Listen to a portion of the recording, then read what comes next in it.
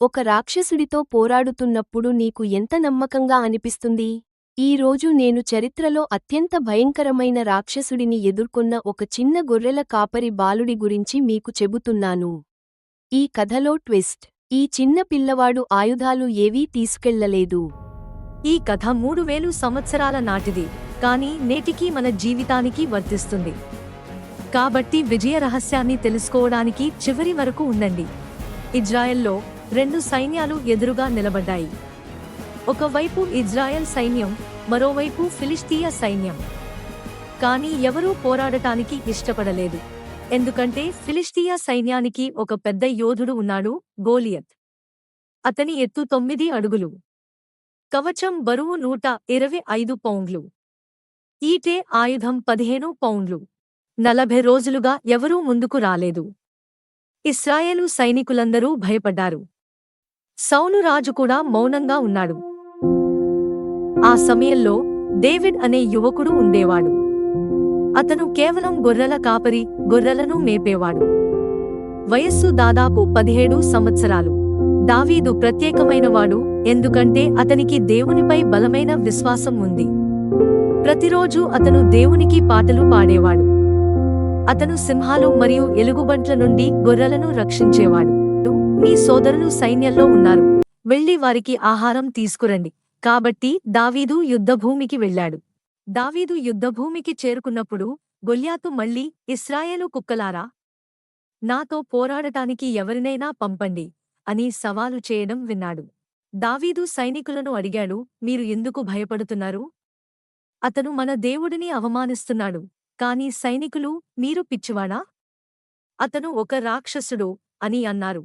దావీదు ధైర్యంగా ఇలా అన్నాడు, నేను వెళ్తాను. దేవుడు నాకు సహాయం చేస్తాడు. అందరూ ఆశ్చర్యపోయారు, ఈ అబ్బాయికి పిచ్చి పట్టిందా? రాజైన సౌలు దావీదుకు కవచం ఇవ్వడానికి ప్రయత్నించాడు. కాని దావీదు ఇలా అన్నాడు, నాకు ఈ భారీ పరికరాలు అవసరం లేదు. దేవుడే నాకు రక్షణ. దావీదు ఆయుధంగా ఏమీ తీసుకున్నాడు? కేవలం 5 మృదువైన రాళ్ళు మరియు ఒక చిన్న వడిసెలు. అంతే. గొల్యాతు దావీదును చూసి నవ్వాడు. నేను కుక్కనని అనుకుని కర్రలతో నా దగ్గరకు వచ్చావా? రండి, నేను మీ మాంసాన్ని పక్షులకు, కీటకాలకు తినిపిస్తాను. దావీదు నిర్భయంగా ఇలా అన్నాడు, నువ్వు కత్తి, ఈటె, బల్లెంతో వస్తున్నావు. కాని నేను ఇశ్రాయేలు దేవుడైన యెహోవా నామంలో వస్తున్నాను. ఈరోజు దేవుడు చూపిస్తాడు, ఆయనే నిజమైన శక్తి. దావీదు గొల్యాతు వైపు పరిగెత్తాడు. అతను రాయిని వడిసెలో పెట్టి పూర్తి శక్తితో విసిరాడు. రాయి గోలియత్ నుదిటిపై నేరుగా తగిలింది. ఆ భారీ రాక్షసుడు కూలిపోయాడు. ఇజ్రాయెల్ సైన్యం విజయోత్సవాన్ని జరుపుకుంది. ఒక చిన్న పిల్లవాడు మొత్తం యుద్ధంలో గెలిచాడు. దావీదు రాత్రికి రాత్రే హీరో అయ్యాడు. కాని దావీదు ఎవరికీ ఘనత ఇచ్చాడు? దేవుడు. విజయం నా నైపుణ్యం కాదు, అది దేవుని శక్తి. స్నేహితులారా, మన జీవితంలో కూడా దిగ్గజాలు ఉన్నారు. భయం, నిరాశ, ఆర్థిక సమస్యలు, ఆరోగ్య సమస్యలు, సంబంధ సమస్యలు. మన ముందున్న సమస్యలు చాలా పెద్దవిగా అనిపిస్తాయి. దావీదు రహస్యం ఏమిటి? అతను దేవుణ్ణి పూర్తిగా విశ్వసించాడు. సమస్యలను చూసి అతను భయపడలేదు. దేవుని శక్తిని చూసి అతను నమ్మకంగా ఉన్నాడు. ఈ రోజు మీ సందేశం: మీరు ఎంత చిన్నవారైనా, మీ సమస్యలు ఎంత పెద్దవైనా, దేవుడు మీకు సరిపోతాడు.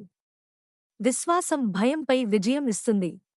ఈ కథ మీకు స్ఫూర్తినిస్తే లైక్ బటన్ను నొక్కి ఛానల్కు సభ్యత్వాన్ని పొందండి. బెల్ చిహ్నాన్ని నొక్కడం